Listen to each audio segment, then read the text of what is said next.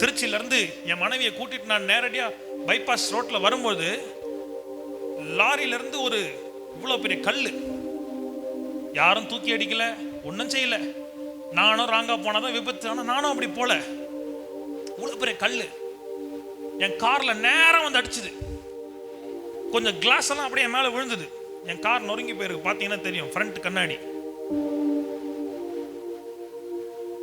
ஜபத்துக்கு direct மீட்டுக்கு வர்றதுக்கு அவ்வளோ தடைகள், அவ்வளோ போராட்டம்.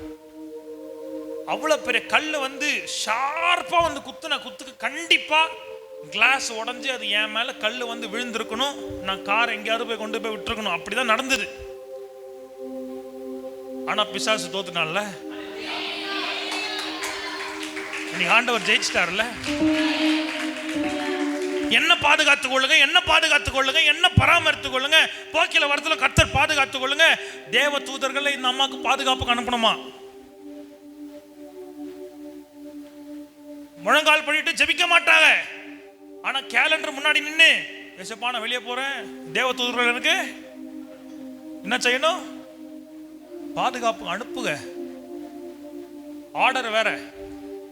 அவர் தான் பாதுகாக்கிறாரேம்மா. என்ன பாதுகாத்தாரு? எத்தனை விபத்து தூங்காம நின்று பிரசங்கம் பண்ணிட்டு இருக்கிறேன். டாக்டர் சொல்லிட்டாங்க, நீ தூங்கலன்னா ஒரு நிமிடத்துக்கும் எத்தனையோ மில்லியன் ரத்தம் குறையுதான். ரத்தம் ஏறுது நமக்கு ஆண்டவரை பார்த்தா, குறையிலையே. அவர் தான் பாதுகாக்கிறாரம்மா, பாதுகாக்கிறார்.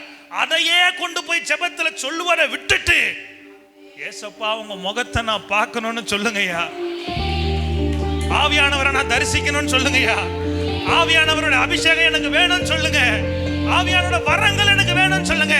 பூமிக்குரியவைகளை அல்ல, பரலோகத்திற்குரியவைகளை வாஞ்சித்து நாடுகிற பிள்ளைகளை மாறணும்.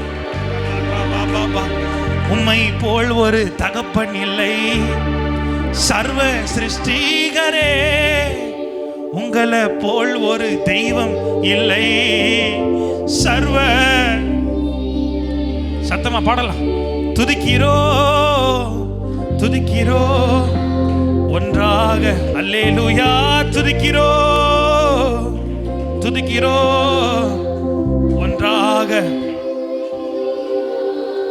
துதியும் கனமும் மகிமை எல்லாம் உமக்கே செலுத்துகிறோ.